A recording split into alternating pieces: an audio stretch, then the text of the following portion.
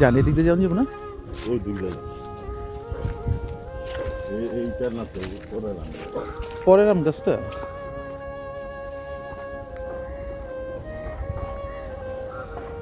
আসসালামু আলাইকুম Hilal Cavour, আসসালামু আলাইকুম হিলাল কাবুর, আসসালামু আলাইকুম হিলাল কাবুর, আসসালামু আলাইকুম রহমতুল্লাহ। আমি এখন আজিবপুর কবরস্থানে।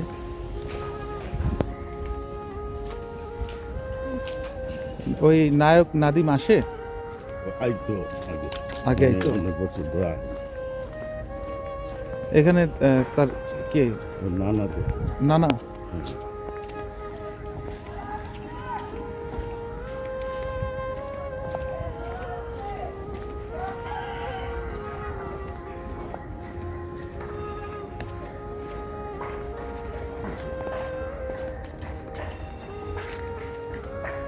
এটা বাংলাদেশের নায়ক, বাংলাদেশের নায়ক আছিল, পাকিস্তানের নায়কও আছে নাদিম। লেখা আছে, লেখা আছে মানে ঝোপঝাপ মোসা টোসা হয়ে রয়েছে না?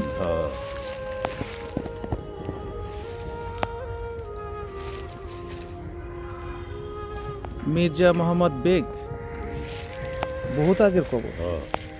মির্জা মোহাম্মদ বেগ মারা গেছে হইল এপ্রিল মাসের মানে 1970-এ।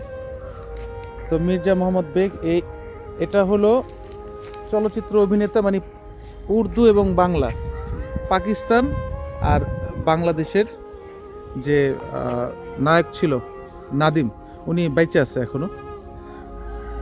আর ওনার নানার কবর এটা।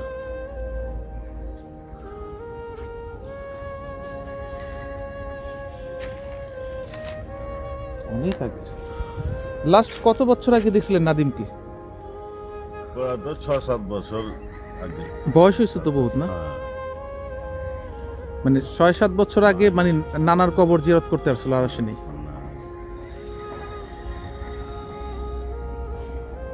আপনার কি মনে হয় যে এই যে সবারই তো মরতে হবে একদিন, এই যে নাদিম সাহেব তারা যদি মারা যায় এখানে কি আসবে কবর দিতে নাকি? ওনারা ওষুধ করে গেলে বাসা কোন জায়গায় জানেন এটা? না, ওনারা তো আর এখানে থাকে না, পাকিস্তান থাকে। নাদিম পাকিস্তান থেকে? পাকিস্তান থেকে আইতো, যে মনে করেন লিখি, যে মনে করেন আইতো, যে এহতেসাম আছে না, এহতেসাম পরিচালক আছে, ওনার লগে দেখা করতে মানে যখন আসতো বাংলাদেশে তখন তার নানার কবরটা দেখে যেত। আর এই নানার কবরে তো মাশাআল্লাহ বহুত বড় আম গাছ হয়ে গেছে গা। আর এটা মানে কেনা কবর, রিজার্ভ। 1970 সালে।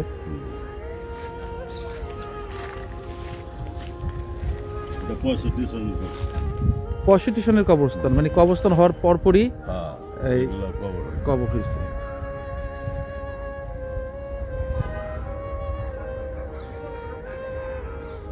আর এই কবরটা হচ্ছে অভিনেতা নাদিমের নানার কবর। নাদিমের নানার নাম ছিল মির্জা মোহাম্মদ বেগ।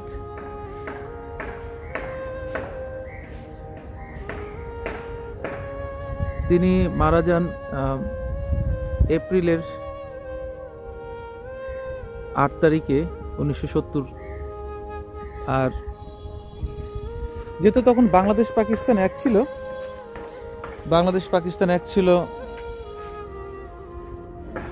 পূর্ব পাকিস্তান আর পশ্চিম পাকিস্তান। আর যেহেতু তার নানার কবর এখানে, হয়তো নাদিমের মা বাংলাদেশী ছিলেন। আর অভিনেতা নাদিম এখনো সে বেঁচে আছে। আর সে লাস্ট আমি যা জানতে পারলাম প্রায় 5-7 বছর আগে তিনি তার নানার কবর জিয়ারত করার জন্য এখানে আসছিল ঢাকাতে। সে এখন পাকিস্তানে থাকে, সে পাকিস্তানি নাগরিক। তবে তিনি বাংলাদেশে আসার পরে তার নানার কবরে আসছিল জিয়ারত করার জন্য। আর বিশাল একটা আম গাছ তার নানার কবরে এখানে।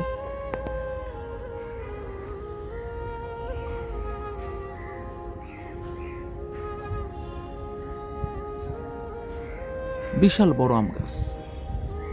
এই আম গাছটা দেখে মনে হচ্ছে না হলো প্রায় তো হবে 30-40 বছর তো হবেই, আর বেশিও হতে পারে। আল্লাহর কাছে দোয়া করি মির্জা মোহাম্মদ বেগের জন্য, আল্লাহ যেন তাহার গুনাহ খাতা মাফ করে দেয়, আল্লাহ যেন তার কবরে জান্নাতের সুগ্রাণ নসিব করে। আর এই আজিমপুর কবরস্থানে যারা শায়িত আছে, আল্লাহ আপনি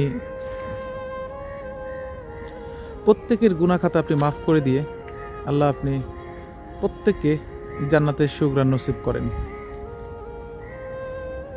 আমিন।